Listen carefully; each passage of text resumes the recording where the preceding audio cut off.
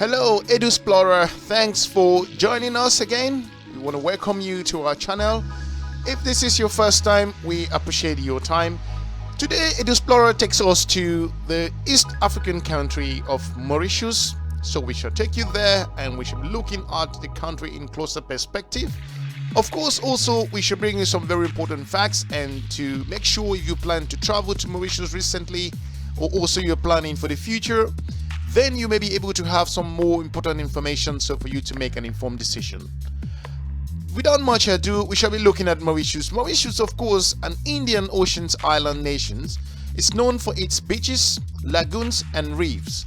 The mountainous interior includes black rivers, gorgeous national parks and also with rainforests, waterfalls, hiking trails, wildlife like the flying fox, which is popularly known. Capital Port Louis has sites such as the Shams, the Mast Horse and also the Eureka Plantation House in the 18th century, which has been very popular. Of course, they do have the Botanic Garden of the Ragulalam area. Also, the capital city of Mauritius is Port Louis, and also they do speak different languages here. The language spoken are divided in percentages. Creole is over 84%. The Bujuri language is just over 5 point something percent. French is 3.6%, and other languages would take the remaining percentages. It's important to have a better understanding and to know before you plan yourself traveling to Mauritius. Located off the southeast coast of Africa, neighboring the French island of Reunion, Mauritius is an island state of over 1.3 million inhabitants. The country's economy has made great strides since independence in 1968, and Mauritius is now an upper middle income economy. Key challenges, of course, includes managing the transition to a knowledge-based economy and adapting to the impacts of climate change.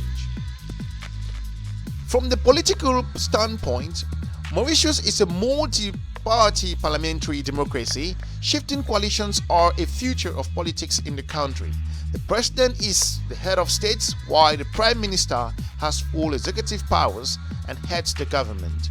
The last legislative election that was held in December of 2014 were won by the Lepep Alliance, a coalition comprising of Militant Social Democrat Movement, and also to advance the progress in Mauritius. The PMSD eventually left the coalition and joined different ranks, which is popular there. People can switch parties and move to different parties of their own choice. In January of 2017, following the resignation of then PM Sir Anerood Jugnauth, the finance minister went further to reorganize a new government where he became prime minister. The new PM reshuffled the cabinet but retained the finance portfolio. The next parliamentary elections in Mauritius is expected to be in late, that's going to be around, it already held of course around early 2020 of this year, as we all know. Mauritius has moved forward over the years, but economically we just need to know about how the country has faced its own economic challenges. Recent economic developments, of course, the gross domestic product for Mauritius reached 3.7% in 2018, in line with trend growth driven by construction and service sectors. Tourism, banking, and information communication technology play a major role. Manufacturing and agriculture has been growing at a slow pace, and output in the traditional sugar sector declining to a certain extent. Those growth patterns continue an ongoing trend of structural transformation, with more knowledge-intensive modern service sectors expanding, while some of the sectors that have traditionally provide low-skilled employment stagnated or even contracting. The baseline scenario is for economic conditions to remain favorable on back of continuous growth in external demand for tourism and the pickup in the public investments. Notably, the sizable road reconstructions of the program, the knowledge-intensive service sectors are expected to continue to play an important role in driving growth, which may further aggravate the shortage of skilled laborers and also resulting in the trend towards high-skilled, premium resulting wages for inequalities. However, There are significant risks to the baseline forecast set aside by the government, mostly resulting from the Mauritius exposure to external shocks, from tourism demand from other countries which may affect its economy. The climate change also is affecting the country heavily, and an evolving global environmental issues for the financial sector. This is a big issue for Mauritius at the moment. Inflation is moderate, reaching 3.2%. That's just over in 2019. The total masks significant variation over the years, with temporary steep increases in food prices and also in early 2019 causing significant public debate in the country. Mauritius has also developed in terms of as a country of its own. In terms of development, Mauritius faces the challenges of managing its transition to a knowledge-based, high-income economy driven by innovation, productivity, and growth. This is required a concerted effort to remove bottlenecks to new sources of growth in the private investment, such as lack of connectivity, skills, strategies, and also misaligning incentive to things which are not relevant for a nation. While the trends may have recently been reversed, inequality has been on the rise for a number of years.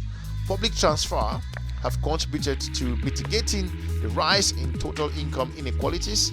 Besides, while general unemployment is still very low at 6.9% as compared to a population of just over 1.3 million, women face a higher unemployment rate at 10.1%, and as much lower for participation in rates also versus the 74.5% for men. Youth unemployment stands at 22% and is often the result of a combination of skills mismatch, which has also risen expectations of young labor market entrants, resulting in high reservation wages. Mauritius is highly vulnerable to tropical storms. These are environmental challenges affecting this great nation and also a great island.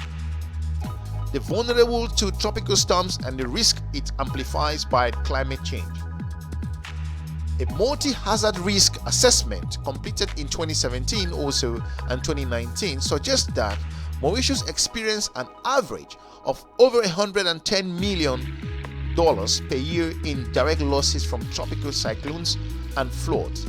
Each year there is a 1% chance of losses up to about $2 billion. That's approximately 16% of Mauritius' GDP. Mauritius lies within the cyclone area of the Indian Ocean.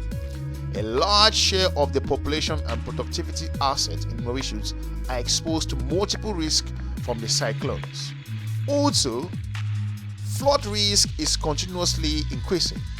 The frequency of storms of tropical cyclones strengthen winds above over 100 and something kilometers per hour that has increased to challenge this island nation.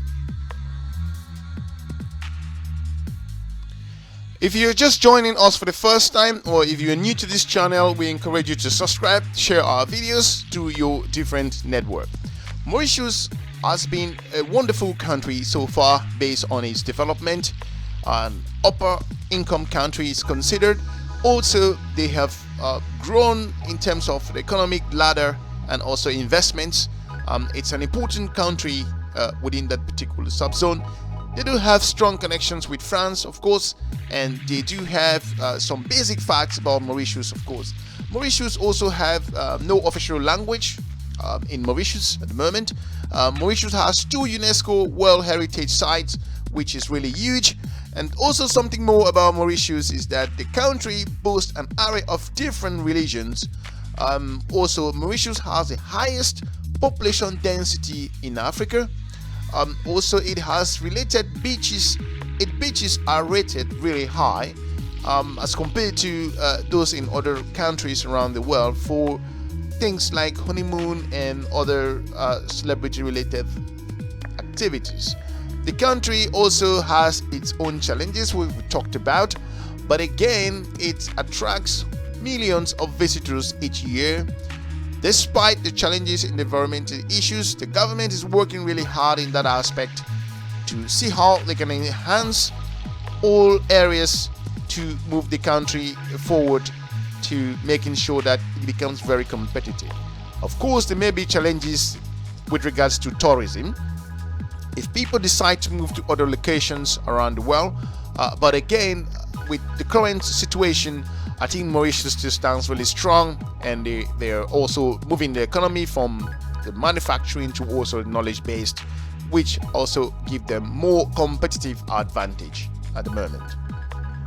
Mauritius also has, in terms of crime rate, has low crime rates, of course, like any other little major capital.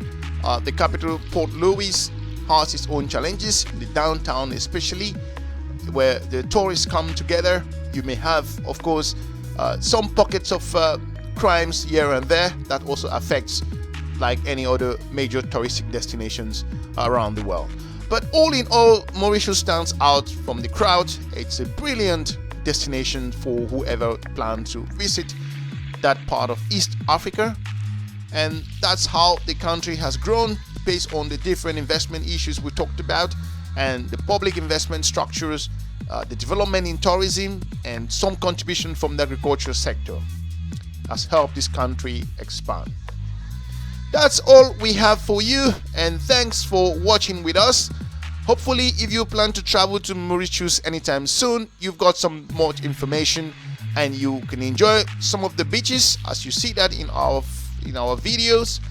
And we would encourage you to subscribe as well, share our videos to your different networks. Please don't forget to leave your comments. If there is something we've left out from this video that you feel was very important that we should have added, we would like to hear from you. Otherwise, keep watching.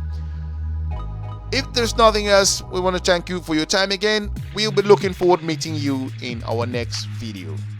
Thank you and have a good day. Bye-bye.